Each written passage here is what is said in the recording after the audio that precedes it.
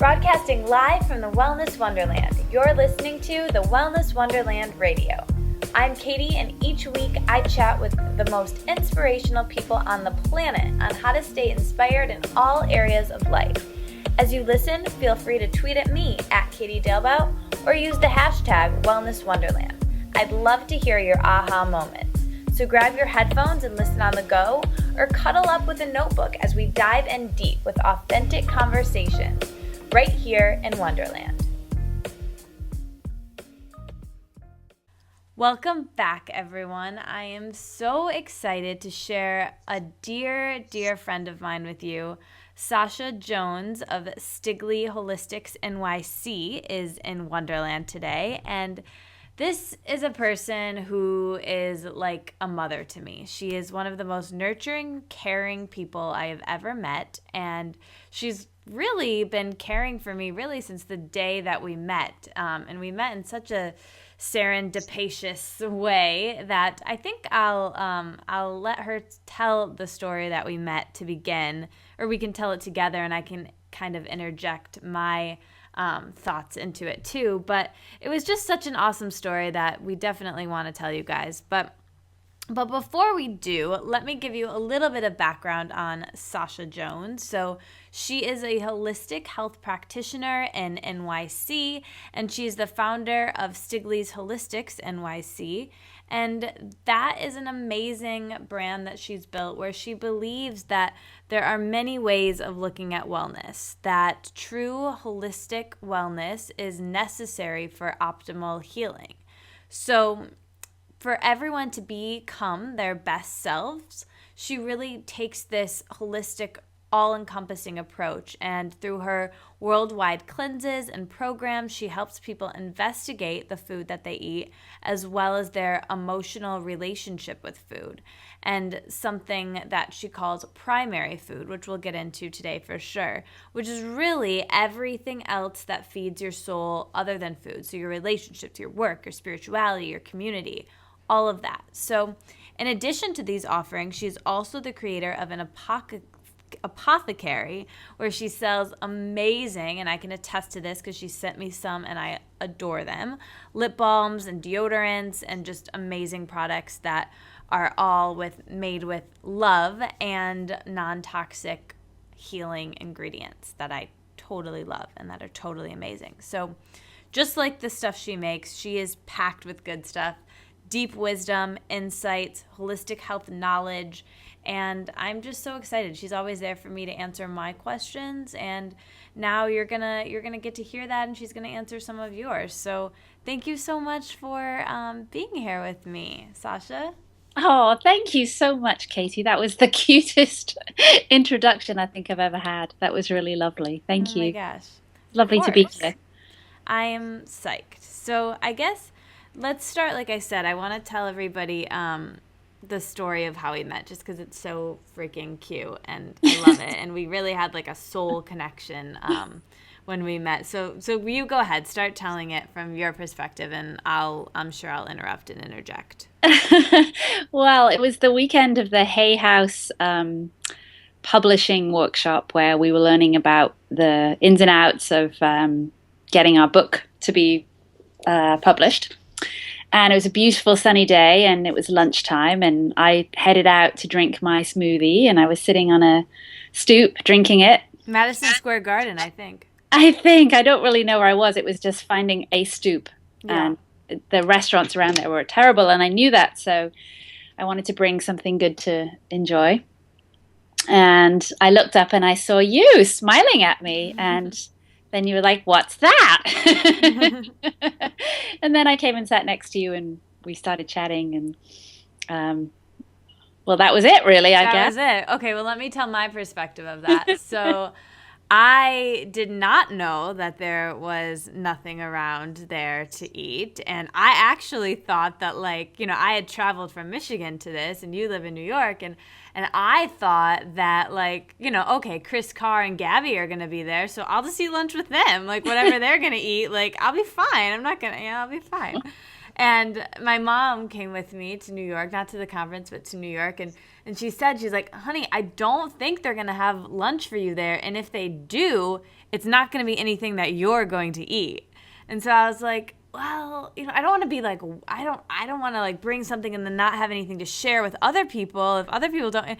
And long story short, she was like, we're going to get something for you at Organic Avenue because you're not going to enjoy the conference if you're like starving. And so of course she was right. And so I have my little Organic Avenue. And so then lunchtime comes and I'm like walking around. I'm like, where am I going to go to eat this? It's not like, here in Michigan, you can just sit out in the grass anywhere. I wanted to be outside because it was super hot that day. Do you remember that? It was like really hot, which I love.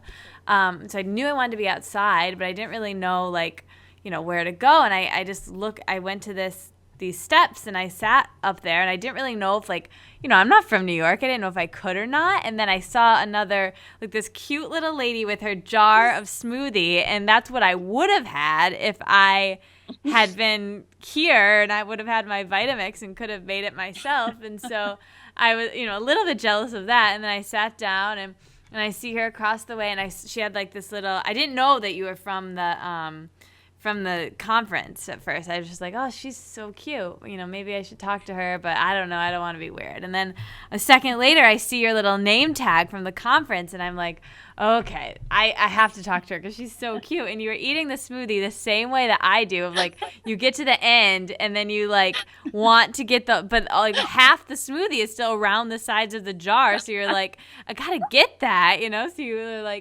eating it the way I would eat it. And so I look at you and I'm like, all right, we got to say hi to each other. And so we were kind of awkwardly oh, should we? And then we did. And then we didn't stop talking or hanging out until the end. And then she was so kind, and the next day brought us matching smoothies, which was literally the best smoothie I've had in my life because I was hungry and because it was made with such love and amazing superfoods and the best superfood of all, which is love. So anyways, that's how we met.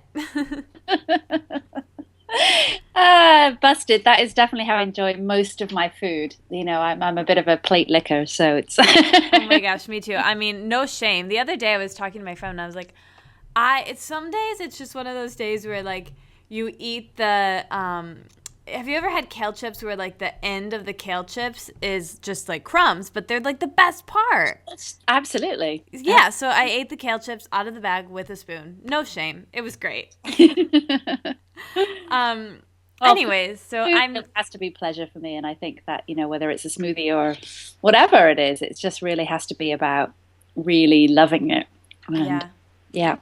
That's one of the things you taught me. I think we'll get into all of this, and I want to kind of start from the beginning with you. But one of the things that day or the next day that you taught me that I loved was the blessing of sorts that you say before you eat. And one of those things is just, this is my lifeblood. And I adore that, and I loved that. And I was wondering if you could talk about that a little bit.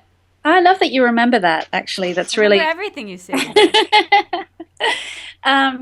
Yes, well, that came to me about 11 years ago. I got sick. I had colitis, which is something that showed up in my family a lot. My dad had it, and my sister, and a lot of that. And I just didn't want to go the route of drugs and surgery and all of that stuff. And I knew that I didn't even have health insurance. So I really wanted to learn how to take care of myself better. And I had been pretty healthy up until that point. So it came as quite a shock to me. But this was really about okay, Jones, you got to really, really, really take care of yourself. So I went to meet with a herbalist and a naturopath, and just I forget even what the initial food was that was introduced to me. But whenever I had that, I said to myself, this is my lifeblood. This is my healing food. And I just visualized that food going in and nourishing and healing and repairing and kissing my colon. And, well, I haven't been sick in 8-9 years, so it definitely worked. And I really like to think about food that way, of just kind of visualizing it, what it's doing for me in a loving way on the inside as well.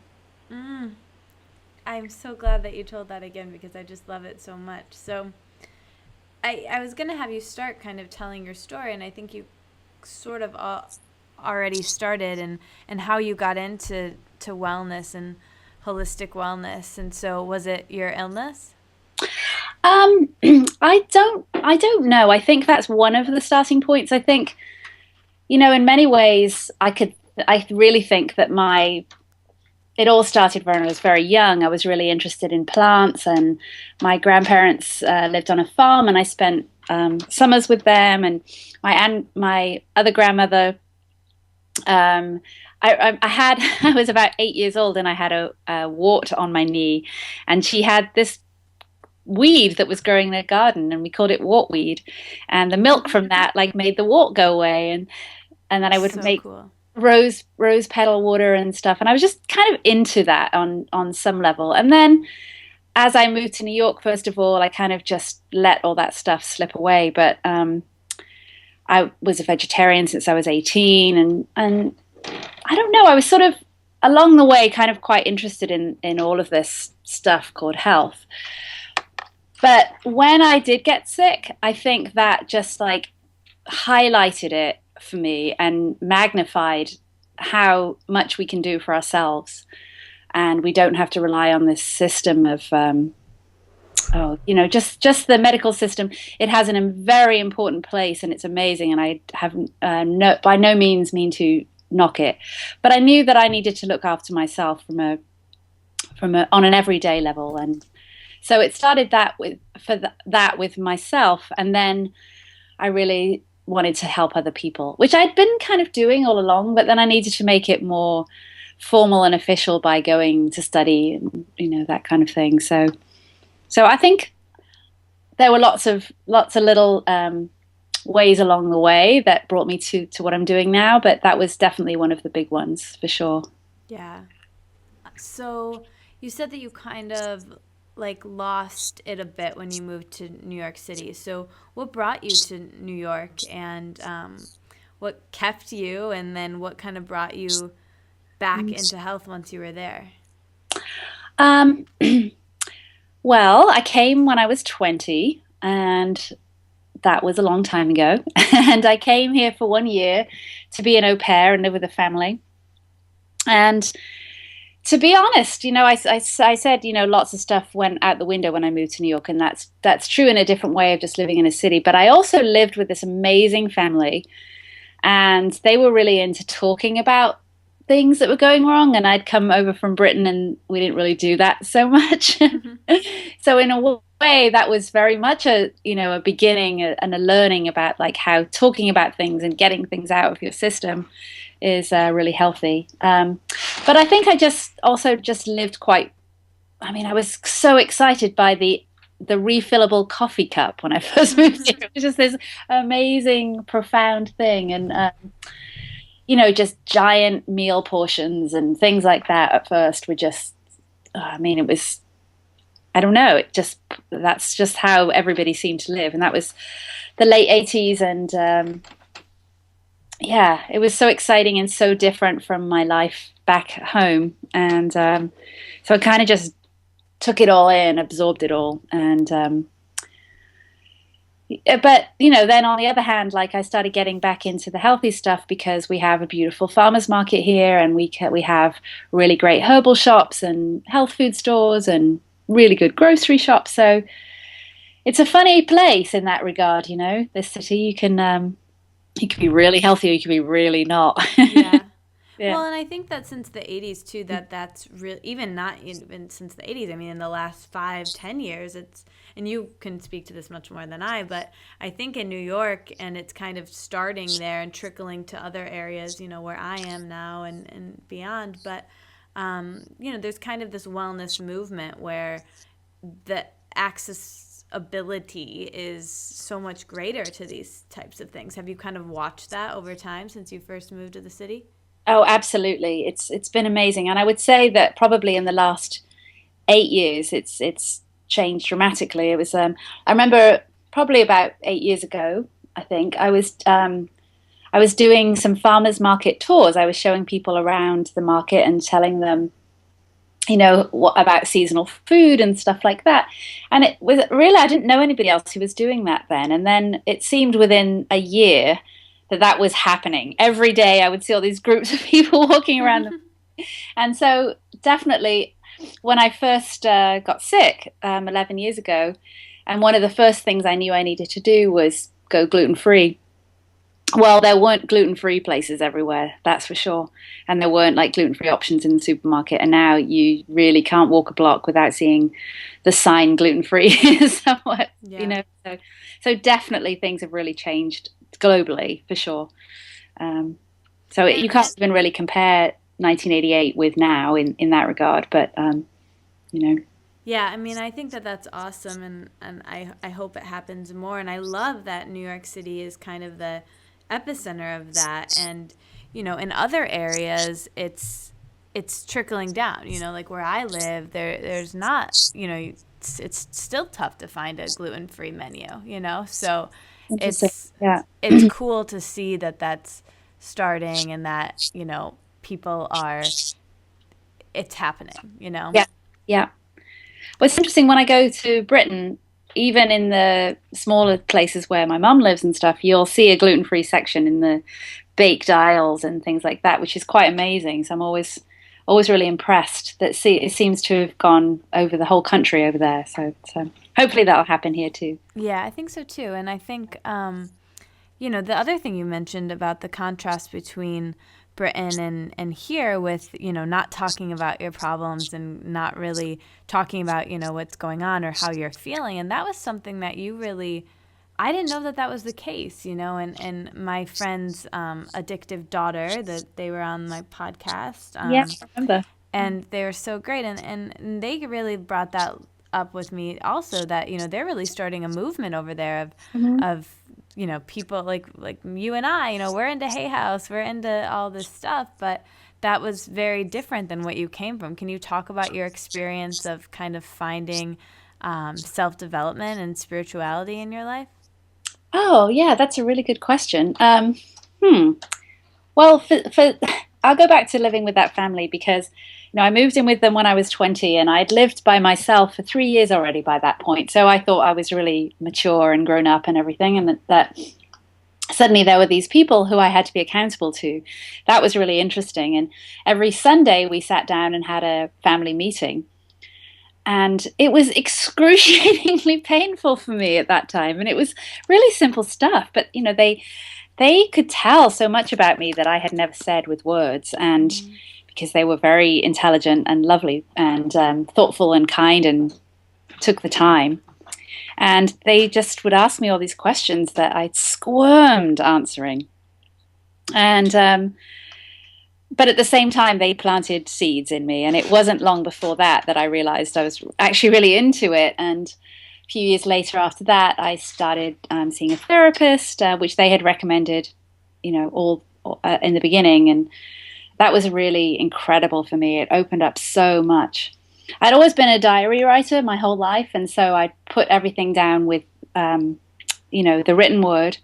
So it wasn't like everything was completely stuck inside of me, but speaking was a whole different thing. And it's still something I struggle with sometimes, but I'm certainly 100 times better than I was 25 years ago. So super cool. So they sound awesome. Are you still friends with them? Do you still talk to them? They are amazing. They live in California now, so I really don't see them. But I'm in touch. And the little girl who was 15 months old when I moved here is now a really beautiful young woman starting her own gardening business, and they're just lovely. Some of the loveliest people I've ever met. I love that. We should go visit them together in California. Yeah, we want to see them. They're so lovely. Yeah, I love that. So let's get into some concepts here. So let's talk primary food and why that's so important. Yeah, well, primary food, that is something I learned about when I was studying at the Integrative Nutrition School. And it just was one of the things that made the most sense to me when I was there. So primary food, as you mentioned in the introduction, is very much about soul food and everything else that feeds you that isn't the food you put in your mouth and chew and digest, which we refer to as secondary food. And there are so many examples of that that just make so much sense, like thinking about playing as a child. And whenever I think of that image, I think of like there used to be a college with a big grassy hill behind our house growing up. And we would roll down that hill and run back up and roll back down and play in the stream and all this stuff. And food, the secondary food stuff, just really was never on our minds. We ate 3 meals a day, but we came in when we were called. We weren't like thinking about food all the time because our primary food, play and all that stuff, was very rich. Filling you up.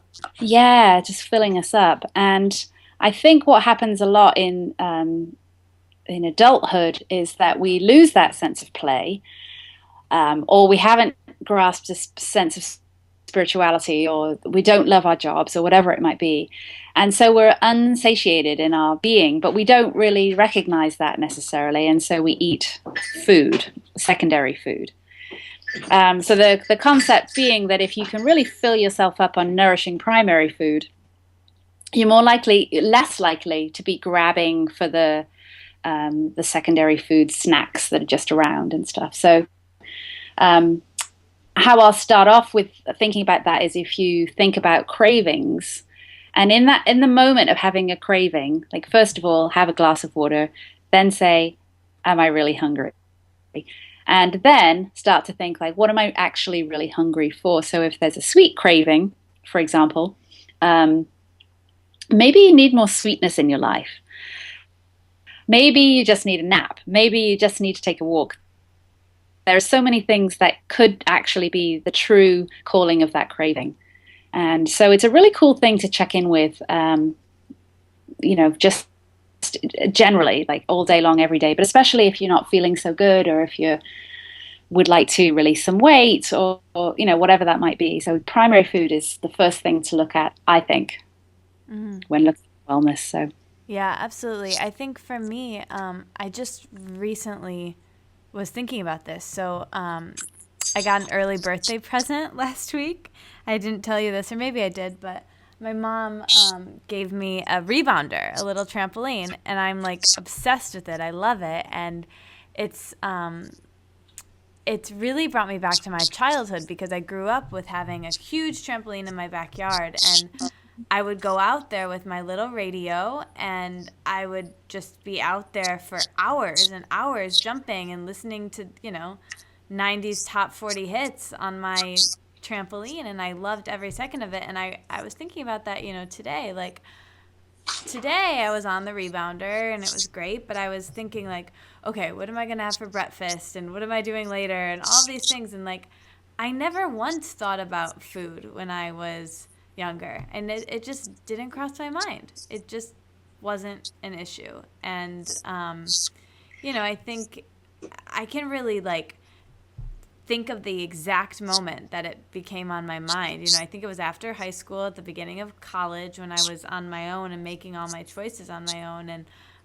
it's like something shifted, and it was like all I cared about, and so it was all I got. I was so into this world, and I think that that's something that people, and myself included, very much, really focusing on primary food more, and I think that will just help the other things. I really think so. I love the idea of you on the trampoline, and I just think it would be so wonderful to be able to be fully present and fully there, right? It's I also loved trampolining growing up, and this past over a year ago now, I was visiting my sister and her 2 little boys in Australia, and they have a trampoline in the back garden. And the minute I woke up, pretty much, they were like, come on the trampoline. And so I would jump with them every single day, many, many times a day. And being with those little boys, I was back with them in that full sense of joy, and my primary food needs were being so fully met. And I felt like I did when I was little. And then I would go out there on my own and jump. And it was fun and good, but I still was thinking about, like, well, what do I have to do next? And so it's very interesting. Like, we kind of lose that somewhere along the line, but it's lovely when you can reconnect with it. So yeah, I think we just have to consciously focus on reconnecting with it, you know, and before, as a kid, we didn't have to think about it, it just happened. Right. Yeah, exactly. So I guess with that, you know, there are things to cleanse and things for balancing. So maybe you could talk a bit about cleansing and why it's important and but also like the balance between cleansing and building in your life, depending on where you are.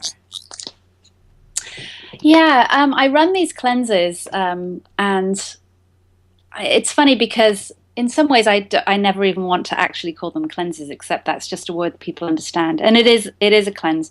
But when people first start thinking about a cleanse, they start to think about the master cleanse or the 3-day juice cleanse or deprivation. Really, is what comes to mind. And the cleanses I run are really not that are like that at all. And so, for me, a cleanse is more about eating clean food and getting into some rituals and just checking in with self. So it's putting the spotlight on ourselves for 3 weeks. And that could be exclusively primary food based if somebody was interested in that, or it could just be drinking a glass of water every day. That surprisingly, lots of people don't start the day with water. I know you do, and probably most of the people listening do, but most people I meet who want to change their health hadn't even thought that could be the first thing you put in your mouth, in your body. So with the cleanses that I run, we start off with a warm-up week, and that's weaning off of coffee and sugar and bread and those things that are, we become addicted to.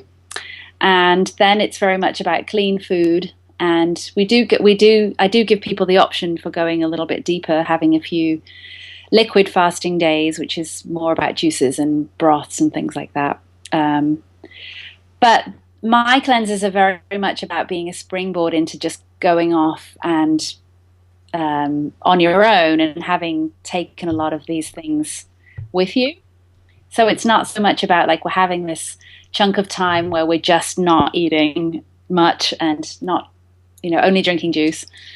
And then you go back to normal, because I think that way people usually tend to go back to where they were before, and that's not really very helpful or healthy. So yeah. I definitely think there's a place for for real cleansing. I definitely do, and but I'm more interested in just sort of bringing people to a place of understanding what foods are clean foods and what foods are really stimulating or don't make you feel good. And so I'm kind of asking people to check in by journaling and et cetera, and talking to the community about how you feel. So a couple of people have given up coffee forever because they hadn't really associated that with not good sleep, even though most people know that coffee is a stimulant, but that people tend to think if you have it at 8 o'clock in the morning, it wouldn't be affecting your sleep. And so things like that. So it's just asking people to be really kind of present with themselves for a nice chunk of time, so you can really say like, oh wow, that really doesn't work for me, or this really does work for me, or I feel really good when I do this and that and this. So does that make sense? Yeah, absolutely. Yeah. There's a couple of things that I want to latch onto there. I mean, the first is that you're really, like putting that mirror up in their face to just have that awareness, right? Which I think for a lot of people is the first step. And also for a lot of people, you're giving them like the excuse or the reason for self-care. Mm-hmm. And I think that is super crucial as well, because, a lot of people don't have they say they don't have the time, or they don't really allow themselves. They're so busy taking care of other people that this really allows them to take care of themselves and at least tune in with themselves. And so I just think it's a great gift that you give people. That's the thing that you just said then is what I mean, it's almost a bit of a cliche at this point, but the whole idea of putting the oxygen mask on oneself first. Yep. And it is a cliche. However, it's something that a lot of women don't do. They just don't do, whether they have children or they, whatever it might be, even people without kids, they seem to look after other people first. And it's, it's time to put that oxygen mask on, tend to oneself, and then you can be the best sister, mother, daughter, friend, whatever it might be in the world, if you've the time to be looking after yourself. And it's not selfish. It's not like it's not self-indulgent. It's just life. It's life, and it's necessary. And yeah. You can't give what you don't already have. I think that's a big one. Yeah. So this is a perfect segue. So in your life, what is one non-negotiable self-care action that you do for yourself frequently? Narrowing it down. Well, for sure, that giant glass of water when I first wake up, that's absolutely non-negotiable. It's a lot of my morning rituals are that way. But definitely that morning hydration it's so crucial. I just can't even imagine that I didn't always do that in my life. Let me see. There are so many, but you just asked for one. Well, that's good because you know what question's coming because you listen to this this podcast. So I ask everyone their morning routines and maybe the top 3 or 4 first couple of things you do when you wake up and how it affects how the rest of your day goes. And which is funny because I remember actually asking you this when we first met, because it truly is my favorite question to just ask people, not only just on the podcast, but I just love it. Like, it just gives me a glimpse into who they are, and I adore asking it. So tell everybody. It's funny because I remember you asking me that when we were walking down the street on our second day, and I was excited to actually share this with somebody because it's so important to me. And you were probably like, that's kind of a funny question. I loved it. Yeah. I don't think I had to think it was a funny question. But, well, the very first thing I do every single day is scrape my tongue. And I can't imagine life before my tongue scraper. So that's really made a big difference. Yeah, me too. Then I get a big giant glass of water. And then I squat. And that's very important to setting up really healthy bowel movements. And most days I journal something, but actually something I've gotten into in the last 3 weeks or so is doing the 5 Tibetans. And are you familiar with those? No, tell us. It's really cool. They're these ancient, it's this ancient practice that comes from Tibet where there are basically 5 yoga movements, but you start off spinning and you spin up to 21 times, and there's 5 poses, and you do every one of them 21 times. I'm actually not up to 21 yet. I'm still only on 10. But you start off spinning, and I'll send you. Please do. It's really, really cool. And so that's now part of my non-negotiable morning routine. Soon to be mine. Yeah, it's great. Sounds awesome. And journaling, so that'll happen mostly in the morning. Sometimes it happens later on, but that feels like it has to happen. And it's if I can't think of anything I want to write about, well, gratitude and affirmations happen in that time there. And I make myself a giant mug of my firewater recipe, which is so yummy, and I can't live without that. And in fact, our gas has been turned off in our building for a few days, and I'm actually freaking out about how I'm going to get my hot water. Oh my goodness. I know, but it's a mixture of turmeric, black pepper, ginger, cayenne, fennel seeds, lemon juice, coconut oil, and hot water, and I'm probably missing a couple of other things, and I sit with that, and it's so it makes me so happy every single day when I have that. And then I'll go to yoga. I go to yoga after that, and I'll have breakfast when I come back. But that is enough. That's very substantial with the coconut oil and all the spices and stuff. So it feels really a good way to wake me up and get me going. And so you have a video of that, right? That we can post below. I do. Yeah, I do. Okay, perfect. Well, I've been making it, and when I was there with you, she had it in a cute little thermos, and she's like, do you want to try it? And I was like, yeah. And she's like, it's really spicy, but I loved it because I love spicy, but she warned me because it definitely was. That's funny. But it was amazing. All right, so now let's go to the evening ritual. So, what are some things you do to wind down and relax at the end of a long day? Well, I love my evenings best when I spend them with my husband, and we generally cook together, or one of us cooks, and that's definitely a lovely big part of our lives together is our shared meals. I love reading, and one of the things I love, I try to do most nights, is put my legs up the wall, because it just really, really helps me relax, and I can't really not do that for the most part. Put my legs up the wall, or sometimes I'll put a pillow underneath my bum and put my legs in the air. But legs up is really important to me.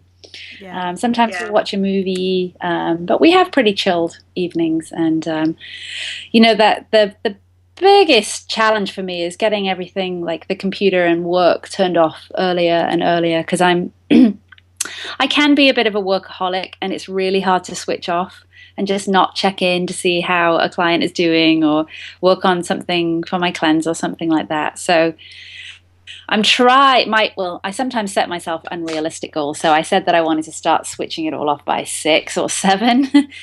I think if I can get everything switched off by 9, that would still be an improvement. So work in progress, the evening stuff. I'm right there with you.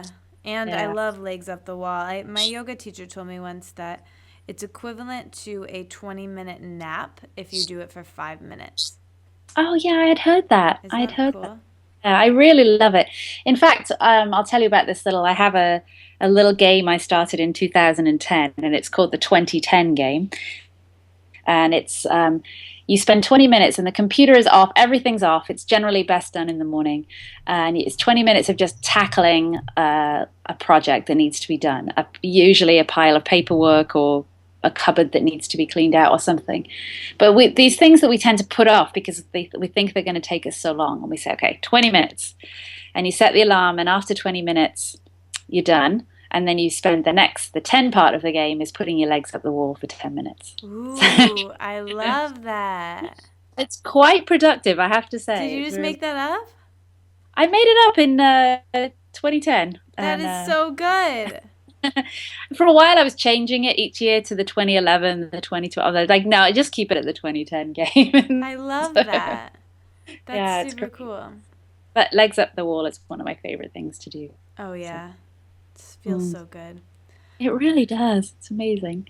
So now I want to know, we were just talking before the call about it being spring, or at least wanting it to be spring. So with that, and with your knowledge, I would love to know some nourishing spring staples and any kind of favorite spring, health practices that are great at this time of year specifically, and foods, or, whatever you want to share around that.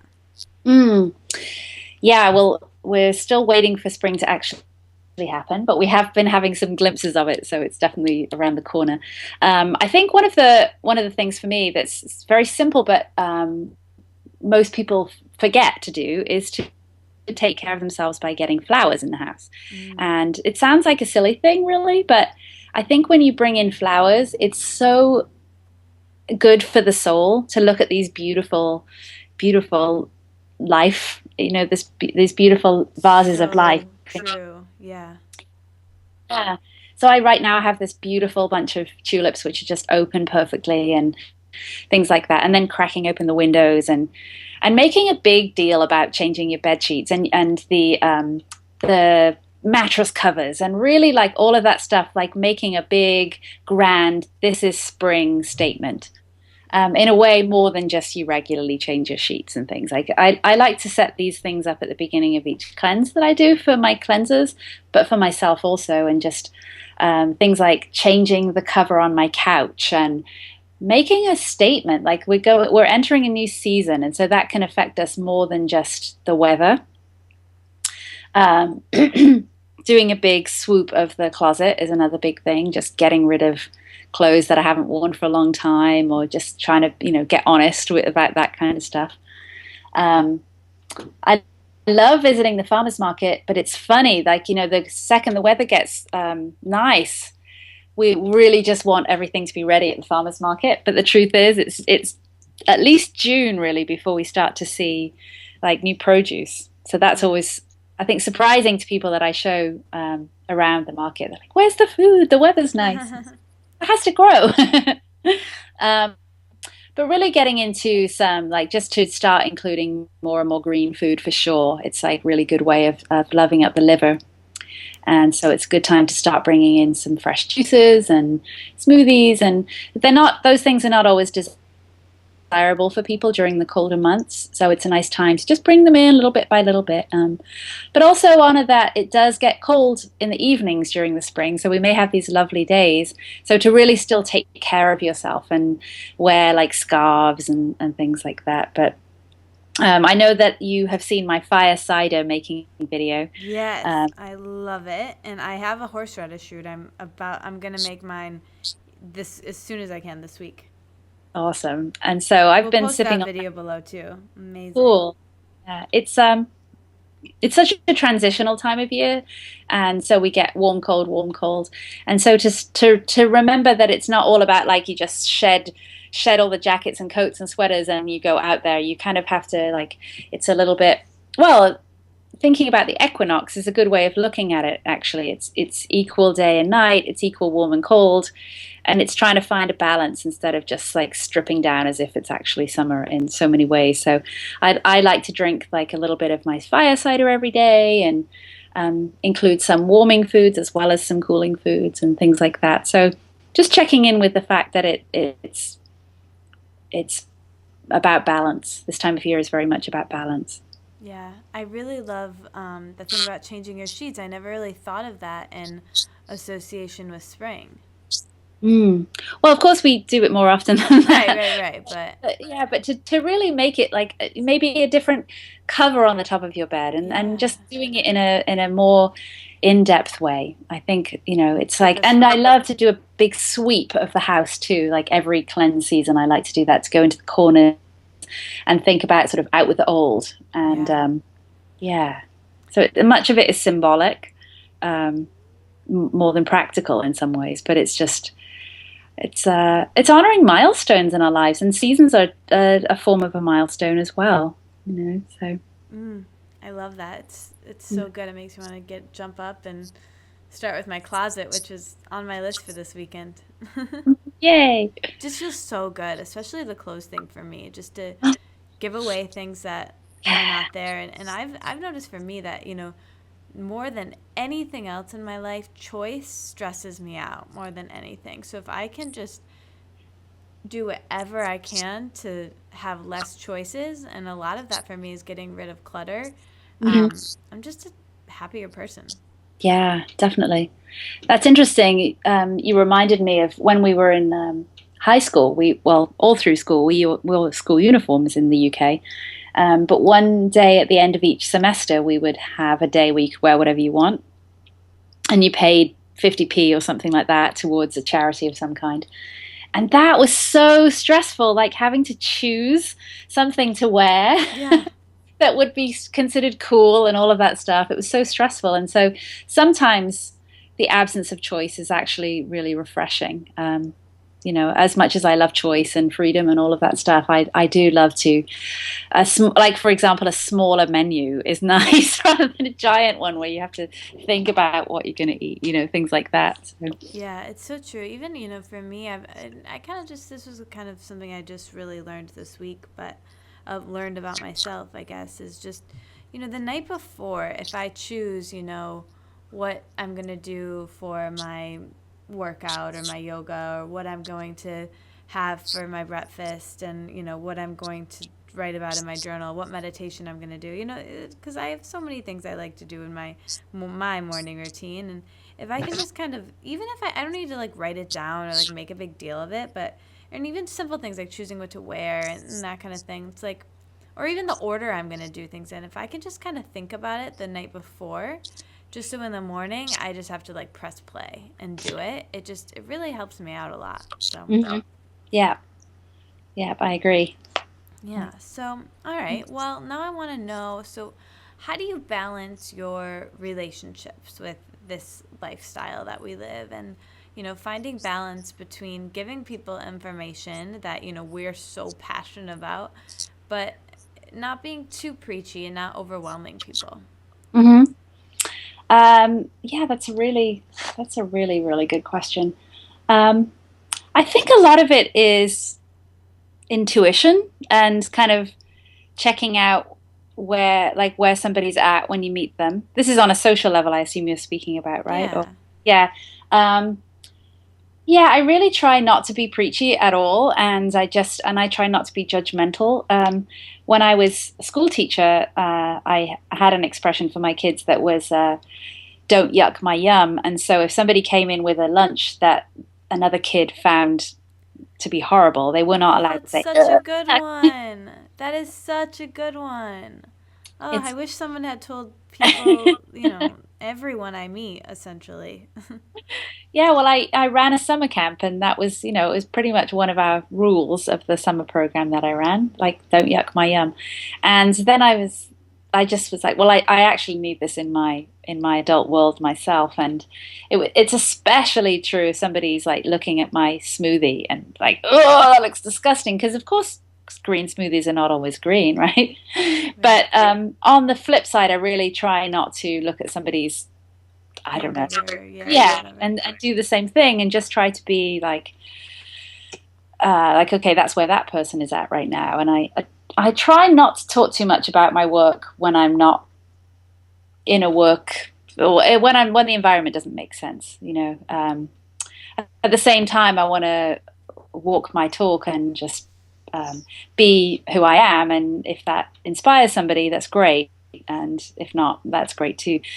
I think I'm more often around people who don't necessarily get what it is that I'm doing, and it's okay. I think people just think that I'm a bit of a weirdo or something, and I'm okay with it. Yeah. I actually even have I'll take that a step further. And I think that, you know, part of it for me was I liked that. Like, I liked being different enough and kind of wanted that. But, something that my mentor, who I know, Gabrielle Bernstein says is, whatever you put out there is going to come right back at you. And that was a really big shift for me, I think, because I was so, you know, judging other people for what they were eating and what their choices were. Unconsciously, I was doing this. And during that time, what was I getting back? Like, I was getting people being like, why are you eating that? That's so weird. Sea Yeah, vegetables, and that's what I was getting. And that was hurting me. But I was like, I was attracting that because of what I was putting out there. And it's just you got to clean up your own side of the street and really just something else Gabby says is that if you are talking to a tennis player and they're a pro tennis player, but like you're not into tennis, like, do you want to talk about tennis with them all day? Like, probably not. Like, so they're going to be respectful right. and like chat about something you both can like hang out about. So that was a big shift Definitely. for me too. Yeah. Yeah. On the flip side is I'm when people come and ask me for advice or things, and I'm really trying to not do that outside of my space because I feel that I give away a lot of my stuff. I don't, if somebody was going to take what I told them and then go act on it, that would be marvelous. But I think, before I was doing this work professionally, somebody would say, I've got this rash or I get these Yeah. headaches, and I would be looking stuff up and giving them all this information, but it just would not go anywhere. And so I'd prefer not to like put my effort out there, like talking about, well, you could do this or you could try that. Or when I'm not in my work mode, it's like, I want to say like, come make an appointment with me. Yeah. And, I or if you're really serious, we can really talk about this, but so that's sort of on the flip side of the same story of just like, please, let's just like not talk about my job right now. Yeah, So, yeah. I think that's an important issue, for a couple of reasons. I think it really speaks to the importance of the coaching role, right? Like, I don't think, when you actually are paying someone to help you, you're way more invested than if you were just asking for help or advice. And then, on the other side of that is, on you, you have to be compensated for the work that you're doing. It Yeah. just is how the world works. And Yeah. it's something that's like, for you to be able to do more good work, you need to be compensated for it. But also, like, it's just the way it is, and it's just something, you wouldn't have your if you had a friend who's a plumber and he just was over for dinner, you wouldn't be like, hey man, can you fix my toilet? Like, you would pay him to do that. Like, that's just how it works. And Exactly. I think a lot of professions have Yeah. that to deal with. I know I have a lot of friends who are designers, and it's so easy to say, like, oh, hey man, like, I need a website, can you just, like, you do that, right? Like, just build me that because we're Yeah. friends. Like, no, like, that's what he gets paid for, or there's lots of examples of that. But I think, in the health coach world or the wellness world or life coaching, it's, a lot of people do that. And a lot of people, I have a lot of friends who are like, they want to talk, and I love talking to them, but it's like a life coaching session every time I Mhm. have a conversation, and it takes a lot of my energy, and I love it, and I know I help them, but I need to be prepared for that. But I think, the other thing, it's like, even if I'm having that session with them, like, since they weren't that invested with, it being a official coaching, they may not get what I was actually giving them in the Absolutely. same way that if it was technically a coaching session. So it's Yep. just really speaks to the fact that coaching works for a reason. Indeed, it's really so true, and I think it's a fine, like, a dance we have to do because we're all so excited about our work, and when you love your work, you kind of, well, we just want to talk about it or share about it or be excited and get other people on board and things like that. So it's for us to hold back just as much as it is for people to kind of respect the boundaries. So it's interesting. And again, it's another one of those things that's a work in progress, really, and just like we learn. Mm-hmm. Yeah. Hopefully, it's it takes a long time, but we get there. Yeah, for sure. So, with that and these conversations you're having, and especially with new clients and things, what is the biggest health and wellness misconception that you're constantly clearing up for people? Oh my goodness! I think one of the things is that you shouldn't eat avocados because they're too fattening.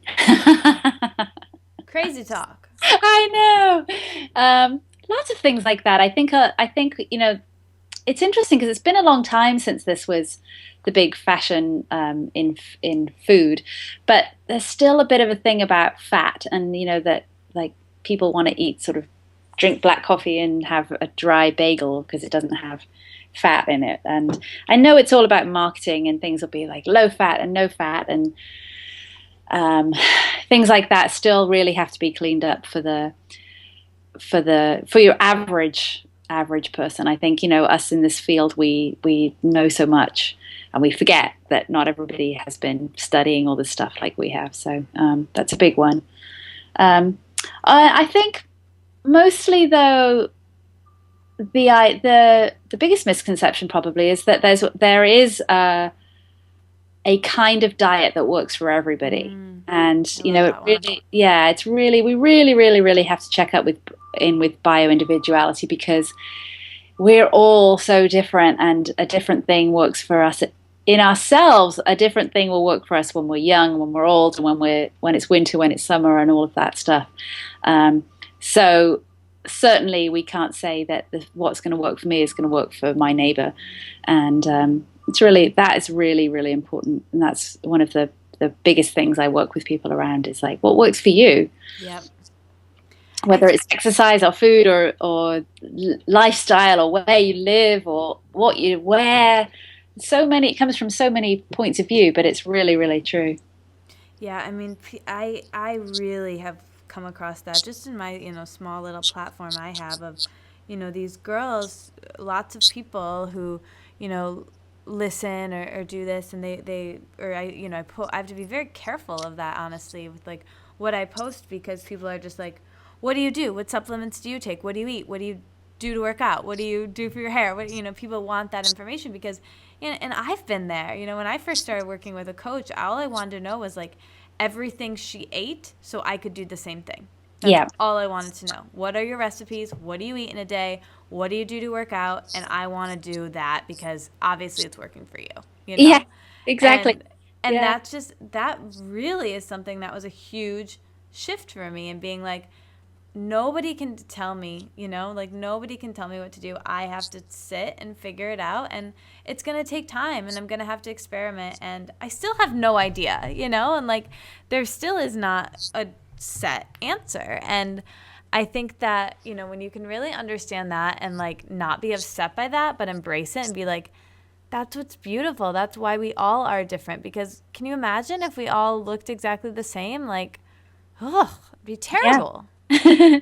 I mean, even my sisters and I, and we all come from the same place, and we have, so much DNA in common that you might even think there we could all eat the same food and the same food would agree with us, but that isn't true at all. One of my sisters is allergic to chocolate, which I can't imagine. And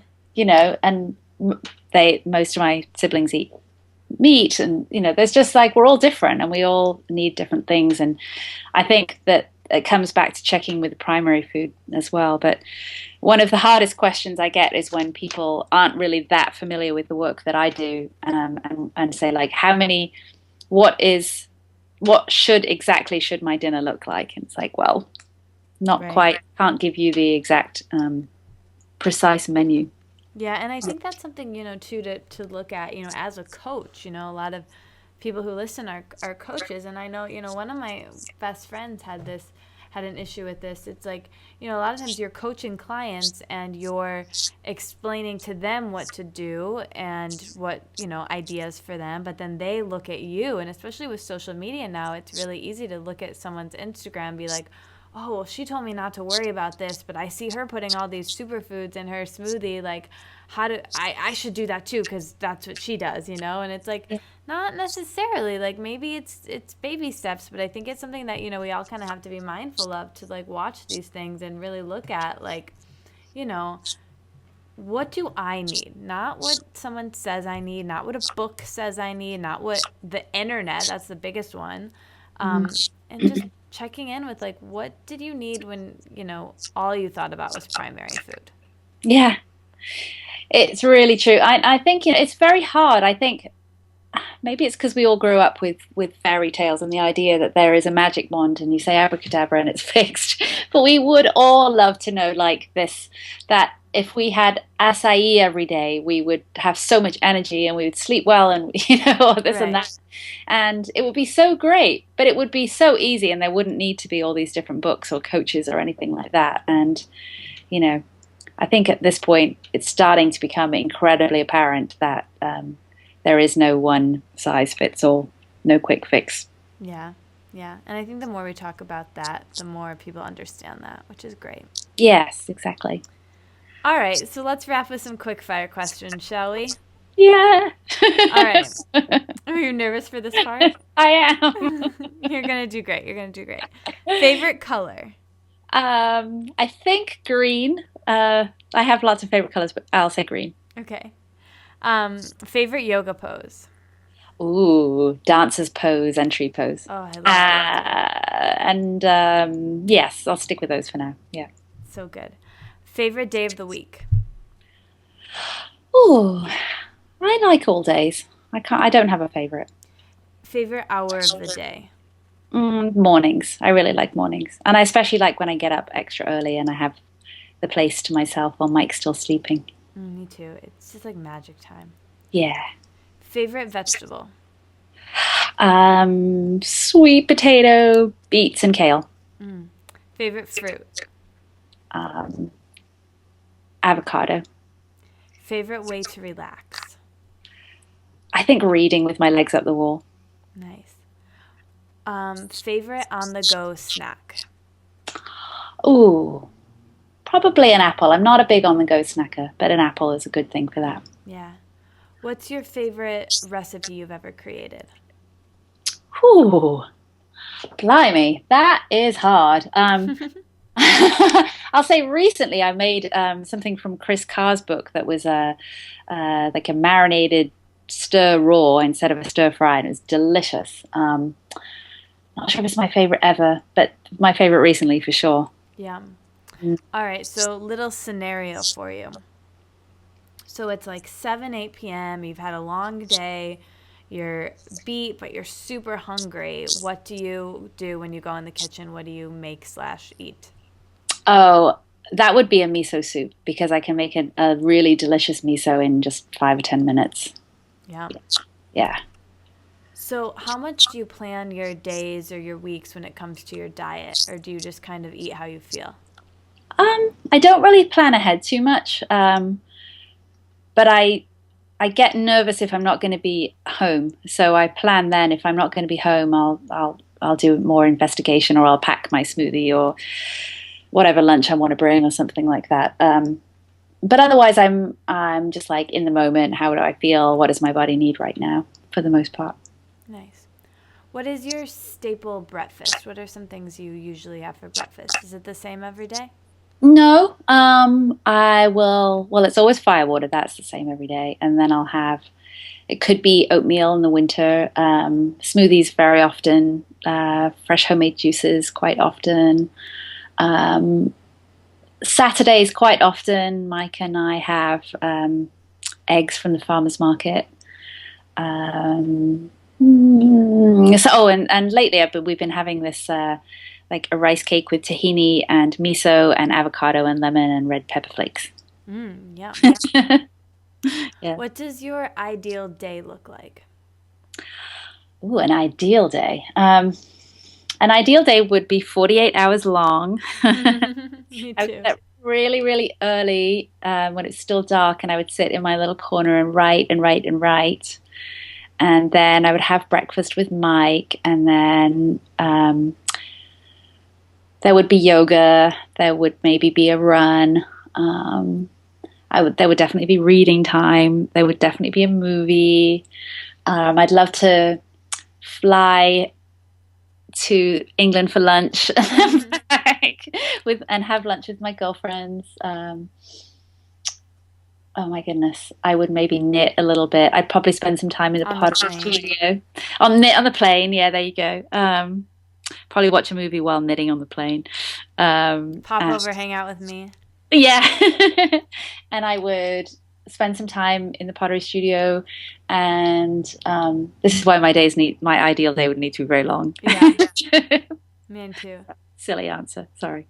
I love it. Best answer I've gotten to that question yet, by far. What superhero power would you have for a day if you could have one? I would penetrate everybody in the whole world's mind with peaceful thoughts. And so for a whole 24 hours, they would just be thinking about love and peace and kindness. And then they would wake up the next day after my superpowers were over and just have a different way of thinking about the world. So good. I love that answer. It's beautiful. It's so funny because I recently had Gabby on, and it hasn't aired yet, so you hadn't heard it, but your answer is very, very similar to hers. It's like pretty much exactly what she said, that should whisper in everyone's ear, and then, yeah, really this very, very similar. How fun. Yeah. What is one food that you eat almost every day? Probably avocado. So good. What is your favorite beauty ritual? Well, I love making my own things. So, like, I love my coffee, brown sugar, olive oil, lavender essential oil body scrub. And I love that. It's one of my very favorite activities, and just makes my skin feel nice, and it just makes me happy.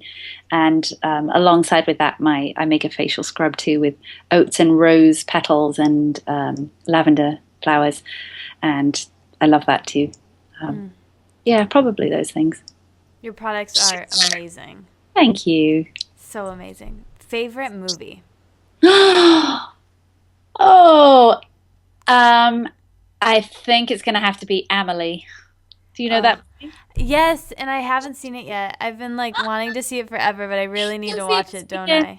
Please, it's just so beautiful. I've seen it so many times, and I never get tired. It's just in every single way. You will fall in love with the main character, Amelie. You really will. Everybody tells me I need to watch it. Like, everybody tells me, and now I just absolutely have to. Yeah. Favorite book? That's really hard. I love Barbara Kingsolver. She's one of my favorite authors. And right now I'm reading The Secret History by Donna Tartt because I'm excited. She has a new book out that I'm excited about, and I'm hooked to this book. So she's now becoming probably my second favorite author. But Barbara Kingsolver so far is just, yeah, I can't nail down one book, but nice. Yeah. Favorite song? I love music so much. My sister asked me this question. Well, she said like favorite song to dance to for their wedding coming up, and I told her Benny Goodman's "Sing, Sing, Sing." It's like 9 minutes long, and it's so beautiful and so happy. And I love running on the treadmill to it. I love dancing around the house. It's the best. Oh my gosh, I love it. I'm gonna put it on after this and jump on my trampoline. Yay! Oh yeah, do that. It's gonna be the best. Yes. Okay, last question, and you knew this one was coming because you listened to me, but what does it mean to live in a wellness wonderland? That's such a sweet question. I think to surround yourself with kind people, and also to really remember that you are your own best friend, and to be sweet and kind to yourself every day by putting in really nourishing, delicious foods, and being in an environment and a home that's really gentle and I don't know. I think those things are really important, and letting go of some of the things that really stress you out and make you anxious, or doing the very best you can to like at least breathe through those things that we don't really have any control of. And I love it. Well. That sounds amazing, and you definitely emulate someone who lives in their version of the wellness wonderland, and you've taught me so much. So thank you so much for stopping by mine, and thank you to everyone else for listening. We'll have all your links below, but is there anything else you want to leave people with?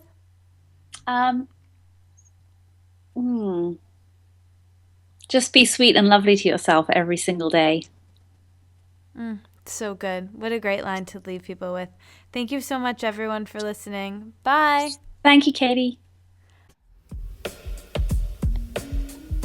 Thanks for listening. You made it all the way to the end. I'll be back next week, but until then, let's stay inspired and keep this conversation going. So tweet at me at Katie Dalebout and our guest with your aha moments from this conversation. And like the Wellness Wonderland on Facebook, so we can all hang out there and discuss how inspired we are and how we'll apply it in our daily lives. And never miss another episode or post from me by signing up for email updates on thewellnesswonderland.com. See you back in Wonderland.